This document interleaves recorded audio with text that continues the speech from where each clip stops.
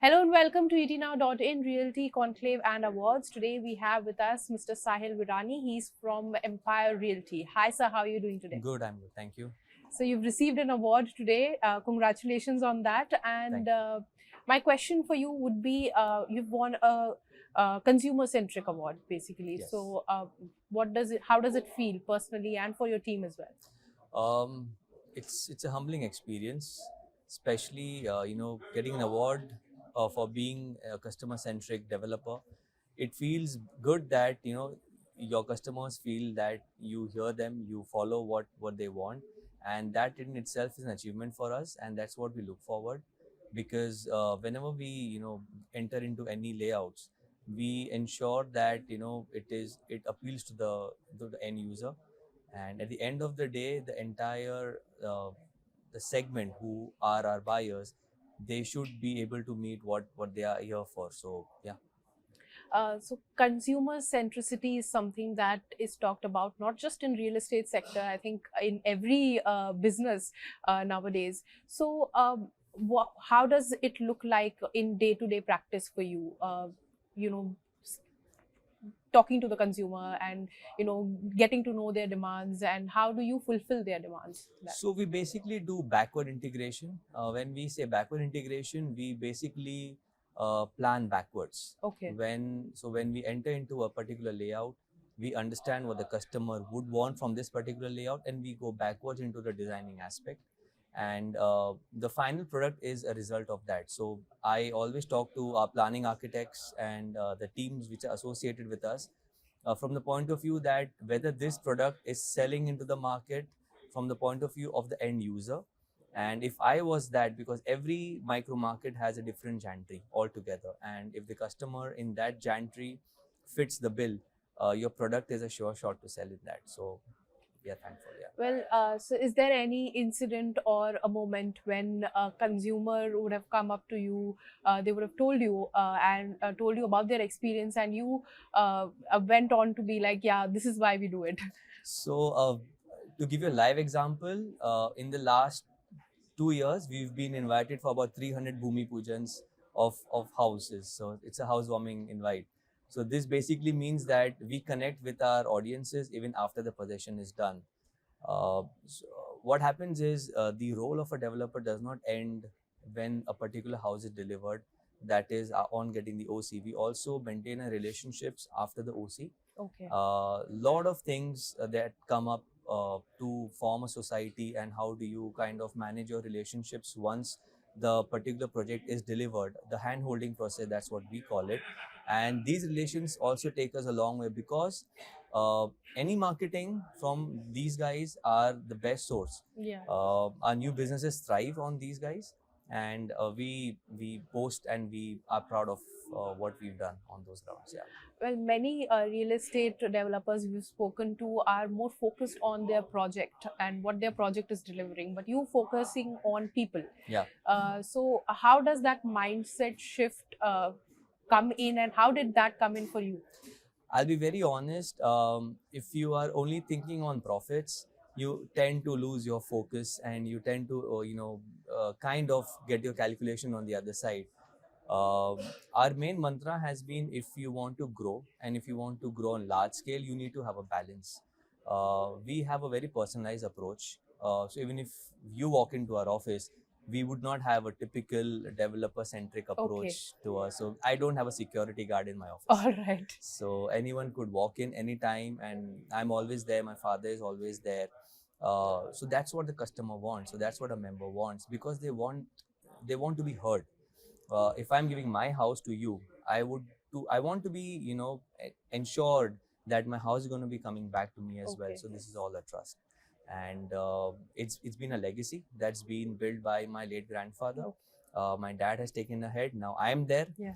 I have 3 kids. I don't know what are they going to do, but at least I would plan to leave some benchmark for them, and hopefully, yeah, they could take it ahead from there. One thing that we've seen people talking about is trust as well, right? So building that trust is something that comes from a long time. When you build that in a long time, so was there any point of time when you had to take a decision which wasn't the easiest and not very profitable, but it actually would have impacted your customer too much, and that was something that some decision that you have taken for the people? Yes and no. Okay. Some decisions that we have to take at times, keeping profit aside as well. But I always tell even my dad that this is not an expense. I take it as an investment. At times, you think on a longer spectrum of the business cycle, and this money comes back to you.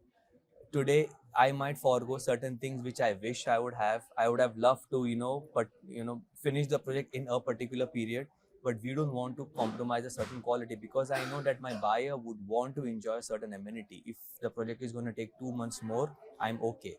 But for a matter of fact, I know that that particular buyer, a year down the line, would probably is going to be my good Samaritan and is going to fetch me more business down the line. So it's an ongoing cycle. We've been doing this since almost 35, 40 years, and this has been our bread and butter. Yeah. I intend to invest more, and it's not monetary investment. It is about how you treat people, and 99% Indian consumers are more socio-centric. They believe in human touch. They believe in Yes. mutual feelings, unlike the people in the West who are more practical. So we Indians are social fools, as you said, and that's why we are different, and that's why we've been thriving so far. You talked about how you stay with the customer even post possession Yeah. of the property. So how do you listen to and act on to the feedback that the customer gives you? So we have a robust system in our office, wherein we have dedicated officers who have a 24 hours deadline to come back to the consumer grievances. What happens is there are teething issues when a society is formed. When I give a possession to a particular society, there are small teething issues in terms of your handover, in terms of a paperwork. Everyone comes up with their opinion. I would also come up with my opinion. Everyone wants to be heard, and if they don't get a response, Indian consumers they tend to get agitated. We have guys who are always on the job, on the money, specifically for post sale services, and these guys are always on the job at the sites, and there's an engineering department who actually caters to post sale Okay. services, which is a new department that we formed a couple of Okay. years ago. It has worked wonders for us, because also under ERA, I'm inclined to give them post-possession services as well. So yeah, it's been working well, and people have been quite satisfied with us till now. Well, in a competitive market like a real estate market, how has being consumer centric helped you so far? It has helped me in bagging more business for sure. Okay. Definitely. So we've been growing Y on Y, simply because, as I told you, it's a trust factor that comes in at the end of the day. Secondly, whenever we pitch into the market, it's a micro market, it's a small market. At the end of the day, it has helped us gaining the trust of the people who would want to give in their houses to us for redevelopment, because we are predominantly a redevelopment firm. Other thing is, whenever we commit a possession timeline, 99% people are confident that these guys are going to end up delivering that. So once that question goes out of their head, it becomes easier for me to kind of communicate my talks to them. At the end of the day, what happens is, what's important is a performance. Yeah, And if you're performing regularly, I think more or less you have happy customers. well, with happy customers, you also need happy employees. Yes. Definitely, there is Yes. an inner, culture that actually drives an organization. So, how does your, inner culture? What role does it play in delivering a customer first experience? So, as far as our inner team is concerned, we have an incentivization model for them as well, Okay. and we have something what is called as a happy feedback system for the customers. If, as I told you, if any teething issues is brought up to these guys, they are ensured that a timely feedback is given to them. Also, there is a personalized touch. Whenever some or the other, there are social events after the society is formed. So, for an example, we had a get together, which is called as an OC Utsav. So if my building gets an OC, we have an OC get together with the new members and the old members coming together, and we organize that. Okay. So it's like a give back from our side to the society, and people really like it, and my team really gets involved into it. So it's a win-win situation for everyone, and it's a more like a homely feeling. It's my family. So whenever someone comes and even books a house into my project, I always say, welcome to the Empire family. So we kind of follow that trend in every of our layouts. Well, that's great to hear about, especially given that you're doing so much for your employees as well. So one question is that if you could change something, one industry norm that frustrates a customer, what would that be? If I have to change something, it would be, commitment and delivery.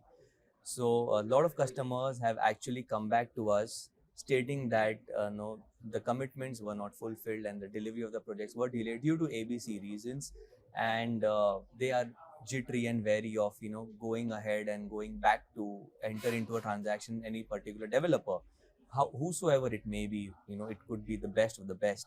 So one thing that I would like to change probably on those lines is, I wish that if certain things would have been more clearer, because right now people are more well informed. So if you go to buy a house anywhere, I think you are more informed about the legal aspects, about the planning. So I would expect a developer also to be more transparent onto those regards. It not only helps in closing the sales, but also once the sales is done, the relation keeps on building till the time the project is delivered, because hiccups are bound to come. So it's a two-way traffic.